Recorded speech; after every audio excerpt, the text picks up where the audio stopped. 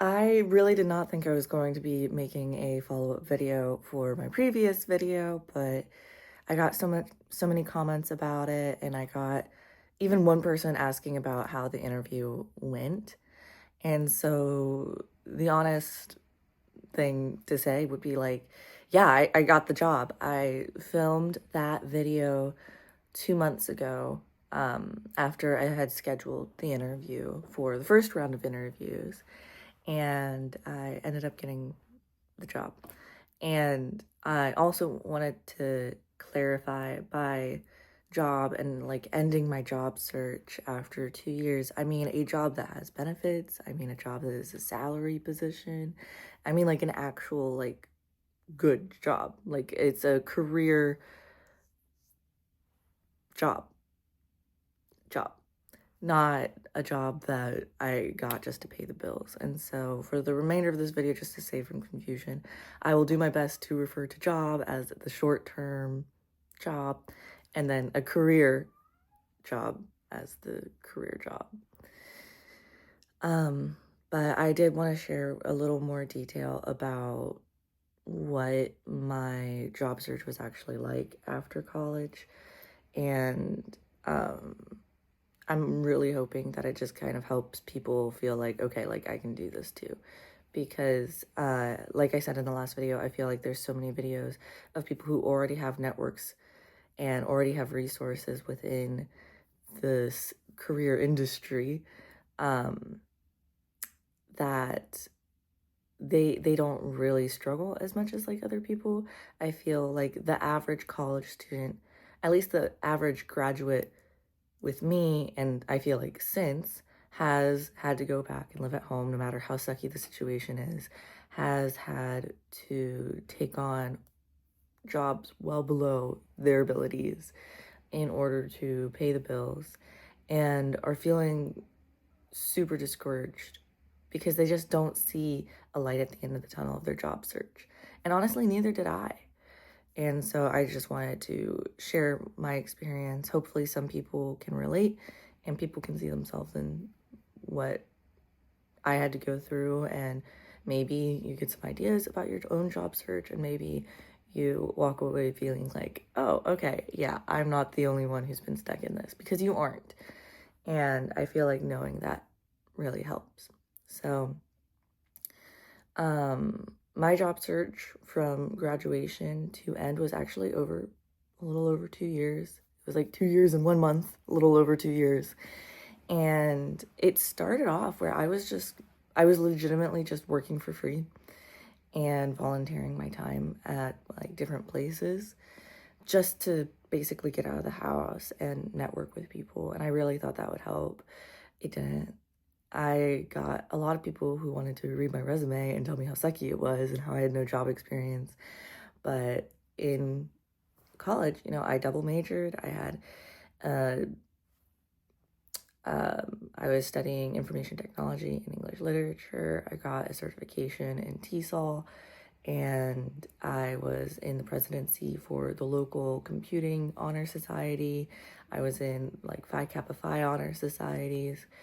And I felt like I was volunteering my time a lot. I had good relations with my teachers, but there was just some family stuff going on that I had to go back for. And I do wish I had made sure something was lined up. And that's like my biggest regret. So if you're a senior or junior in college, regardless of what's going on with your family, I hope you are looking for at least something and applying. But after several months of working for free, not getting paid, and several months of volunteering my time, I started getting all tizzied up into this need to just apply. Because, right, sorry, I'm using the light of my monitor because it's dark outside. Anyways, but I just felt like this need to apply. And I was like, ooh, no one's getting back to me. This is horrendous. And I started really panicking, which made it worse. And so by the like 6 month mark post graduation, I was spending about 6 hours a day applying on Indeed, applying on, I think it was like ZipRecruiter, applying on LinkedIn. And that's when I learned that there are fake job listings that companies do. And that's kind of when it was getting really bad. Like, I would make it a routine. First thing in the morning, I wake up and start reporting all the fake job listings that are posted on these websites first thing in the morning. I would just start going through them and be like, fake, fake, fake, because I just started recognizing like the verbiage that these fake job listings use. I started recognizing them, and I knew what they were structured like. I knew what I was looking for if it was a fake one. And so I started going through, and I learned that through trial and error. I did accidentally apply to a couple fake ones, which happens when you're panicking. And so, again, if I could go back, I wish I could tell myself, hey, don't apply for jobs when you're panicked. Go for a walk first. Go eat some food first. Go take a nap first. And don't panic apply. But I also know that a lot of people are in that kind of loop. At that point, I started reaching out to other people. I got involved in different workshops and career services. And I would like go to LinkedIn workshops, networking workshops, resume workshops. I went to all the workshops. The workshops were helpful in that they gave me things that I could act on that could potentially help with my job search, but ultimately nothing really came of it. I made some good connections, but again, it was just kind of like everyone in there, obviously they don't have connections, because if they did, why would they be attending? So it was not fantastic. I had numerous people look over my resume. I think I have a total of like 30 resumes now, and they're all IT focused, but they were all based on like different suggestions from different people. Like, I had people who own IT networking like businesses review but never offer me a job because the story with them was always the same, was we're not hiring right now, but if we were, you would have been an ideal candidate, which was nice to hear but didn't help. I had friends review my resume who were working in the field that I wanted to go into. Some of them were colleagues who worked the same exact jobs that I did, and so I knew, what they were marketing our job experience as, and so I kind of copied it because I knew it worked for them and didn't work for me. And so I just had a bazillion resumes all saying basically the same thing in different ways, trying to get through ATS and trying to get through to these employers, and it wasn't working. And so after all of that and nothing was working, this would get me to about a year, almost a year and a half in, and I learned about the nervous system. I was able to get into like this free therapy group just to be like, what is so wrong with me that I'm not getting hired? And like, I'm trying everything I can, and I feel so like something's wrong, with me. And it was around this time Erin McGough, the YouTube influencer, she started posting about how the job market was failing, and I was like, is that what's been happening for the last year? I thought it was me. And I went to therapy. We talked about it, and they talked about the nervous system. Basically, like, when you get stressed, your nervous system gets heightened and you're just constantly in the state of fight or flight. And I was like, yeah, I wake up at like 5 or 6 in the morning and I start applying for jobs, and I can't sit down and watch a movie without applying for more jobs. Like, it is always on my mind. And yeah, eventually I decided to change strategy. I know a lot of people come on and say it's a numbers game. It's a numbers game. It's not a numbers game anymore. It's not. My experience dramatically improved when I started applying and only focusing on 4 jobs at a time. And instead of like applying to companies or remote jobs that I wanted, I was like, I just need something to pay the bills at this point. I have gotten $0. And so I did. I was like, okay, that's what I'm going to do. And so I focused in on only 4 jobs at a time. And they had to be in person, and they had to be close, nearby me. And so that's how I got just a job to pay the bills. Not something that started my career, not something that felt like it was going to benefit me in any way. Just a job, and I was working as an assistant. The job was pretty awful because I mostly took it for networking abilities, but then I was the only person required to be in the office every day, and so I was literally on my own in this office by myself with no one to talk to. And so it was not great. I kind of died inside every single time I went. And it's not because of my boss. My boss was wonderful. But it was completely situational, was pretty bad. So yeah, there's that. But it you know what, it got me out of the house. It gave me something to do other than applying for jobs, but it was still miserable. And I'm sure anyone working just a job, just one of those stepping stone, pay the bill jobs can relate to this. It's like, oh man, this is like so not where I want to be in the next year. Like not even like next month. Like I want to be out of here. And so it was. I kept waking up at like 5 or 6 in the morning, but I wasn't applying for jobs anymore. I was working on a data analytics course because I realized, in college, I was a systems consultant and I was doing a lot more like networking and, taking tickets, fixing people's computers, like tier one, I'd say IT support. And, I enjoyed the people I worked with. I didn't really enjoy the work. And so I was like, ooh, maybe I should pivot a little bit and specialize more in something that interests me, which was data analytics.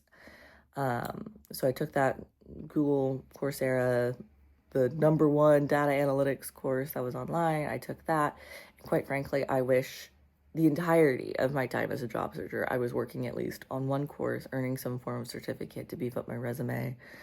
My current goal is CompTIA A+. I keep saying that. It's been a long time going. I'm still studying. I'm still trying to get back into it.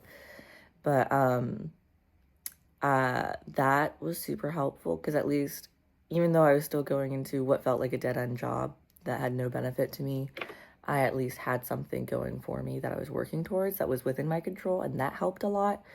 But then, I'd come home at the end of the day and I'd just go back to applying for more jobs and looking into different companies that were in my area.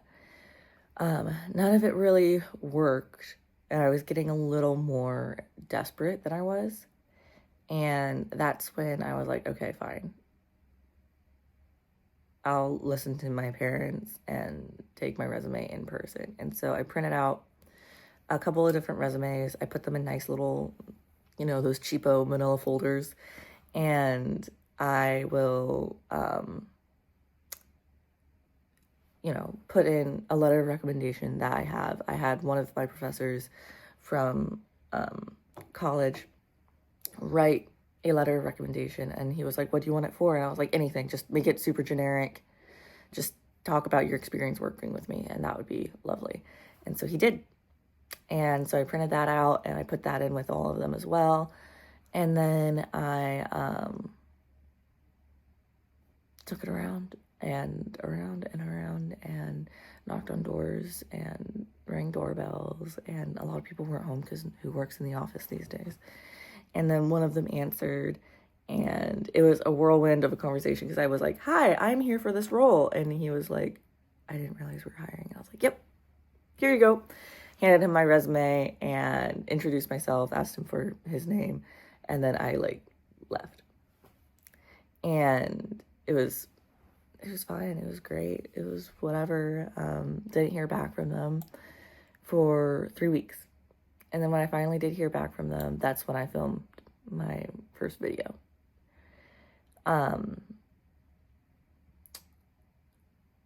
And in preparation for this interview, I talked to my current boss. I was like, why'd you hire me? Because obviously it wasn't the resume. He was like, no, it wasn't the resume. I was like, why'd you hire me? And he was like, your resume was actually the most boring thing I've ever read. And if I had to read your resume, again, I'd probably fall asleep. And I was like, oh, thanks. I tried, like I tried to make it interesting. He read it over and he still thought it was boring even after all his suggestions. And I was just like, I don't know what else to tell you. Like, I did service in France. I thought that was interesting. He's like, oh yeah, I guess it is. And I did my time as in like TA, and I thought that was pretty interesting because I was at one of the most diverse schools in America. And he was like, yeah, I guess it's kind of interesting, but resumes are just boring by nature. And so he was just like, you are a personality hire. You are way more interesting in person talking to people than you are on paper. And I was like, okay, I'll take it. And so when I went into this interview, I was like, I need to highlight my personality because according to my previous employer, that's what got me hired. And so I was super nervous going into the interview. It was like my first interview in like a year. And it was for a job that I actually cared about. It was a career building job. Like it was with benefits, it had the salary, it had all the things that I talked about earlier in this video. And it was hybrid. And I was like, yes. And so, yeah, I went in and it was like the worst interview like I've ever had. I was so broken afterwards because I really didn't think I got it. I remember I went in, I had like watched videos on YouTube being like, okay, like here's some questions to practice with. And I practiced and I did the prep. But their first question was like, can you make it to the office? And I was like, I was the person who came and dropped their resume off in person. And they're like, oh, you're that girl. Ha ha. And they both started laughing. It was like super awkward. They're like, we didn't even know people did that anymore. Ah. And I was like, yeah, that's me. And then, they asked a ton of questions. And then their very last question, of course, was like, how much do you want to get paid? Which, in previous interviews that I've had, anytime I talk salary, they ghost me. So I did not answer that question. Basically, it went like, how much do you want to get paid? And I was like, oh, wonderful question. What is the salary range for this job? And they were like, it's X and Y. And I was like, I think X and Y is a very appropriate salary range for this position. And I would be happy to accept that range. At least something within that range. And they were like, so what do you want within that range? And I was like, I think it is a very appropriate range. It has been so lovely talking to you guys. I hope you have a wonderful day. And I ended my own interview, which is so, oh my gosh, I wanted to throw up for weeks and I didn't hear back from them. And so I emailed them pretty much every week. And then I got another round of interviews and this one was like playing a video game. And then I got another round of when am I hearing back from you guys, following up with them. And then I finally got the job offer about a month and a half post interview.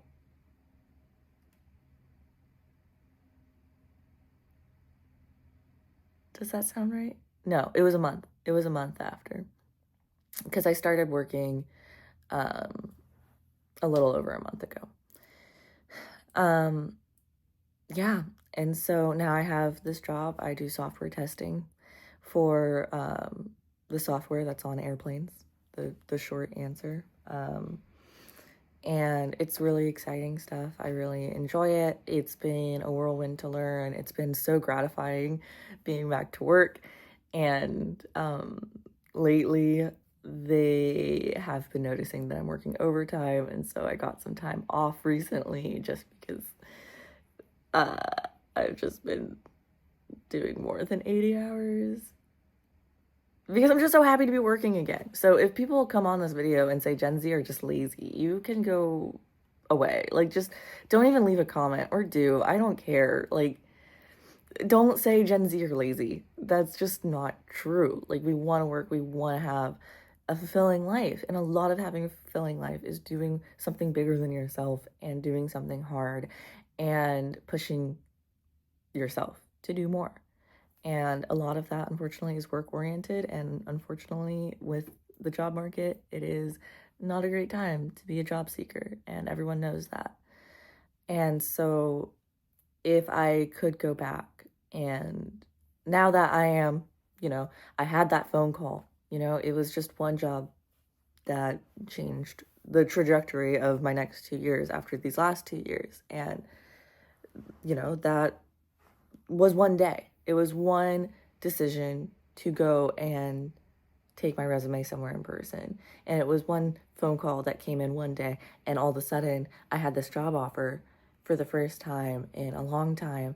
And now, I'm back to work, and it's like it feels surreal that the last 2 years were spent with me nickel and diming myself and trying to figure out like how I'm going to pay all these bills.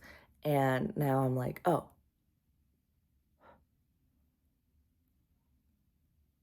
I'm making more money. Like, they ended up offering me more, like a higher salary than what was within the range they gave me in the interview. They gave me something more. And so I was like, I don't know what I'm going to do with all this money. This was a fluke. Like, it really just felt like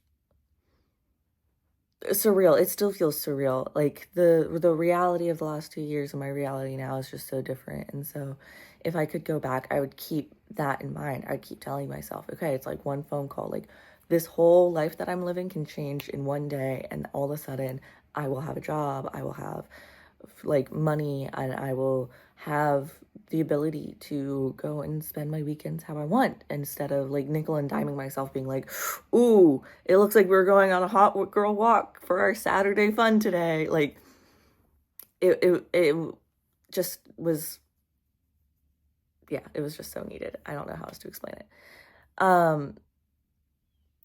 I also wish that I didn't get so worked up in the negativity. Like, I wish I had spent less time watching those really depressing videos where it's like it's all hopeless and no one's going to get a job. Like, no one's hiring and everything's fake and you might as well give up. Like, I wish I hadn't spent time watching those videos.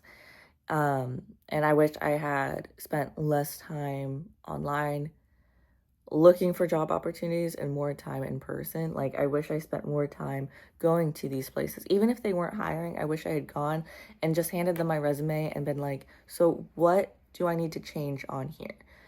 I did kind of do those things when I was meeting with people who like owned IT businesses, but it like never went anywhere. So, but again, it was better than spending a lot of time online applying for jobs by myself. It at least gave me some sense of community and support. Like, I'm not in this alone. And I feel like that alone was kind of worth it.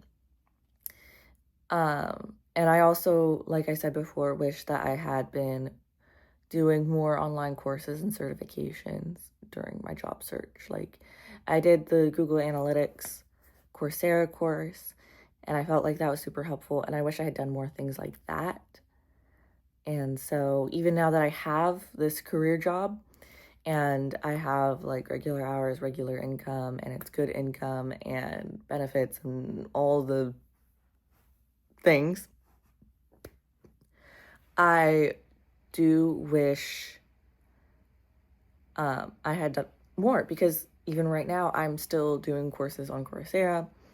When I entered the job search, I did not want to get a master's, but now that I've read so many applications, so many like job descriptions of what these higher level jobs are looking for or will be looking for as I progress in the industry, I know that a master's is going to be super beneficial, because that's seems to be what a lot of them are looking for.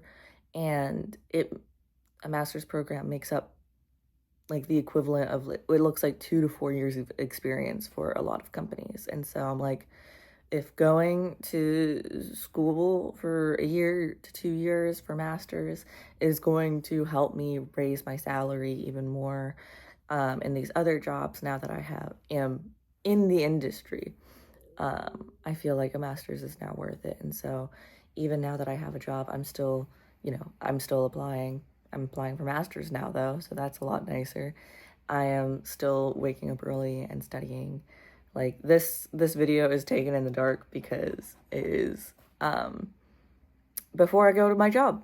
I actually have to go in a couple minutes, but those are kind of the main things that I learned. And I also just like, I don't know. I hope if you watch the other video, you're watching this now and you're like, whoa, she looks so much happier. Because I am, quite frankly. Like, I don't want to say that jobs fix all the problems because I feel like that's a really common headspace to get into when you're job searching is, oh, all of my problems relate back to the fact that I don't have a job.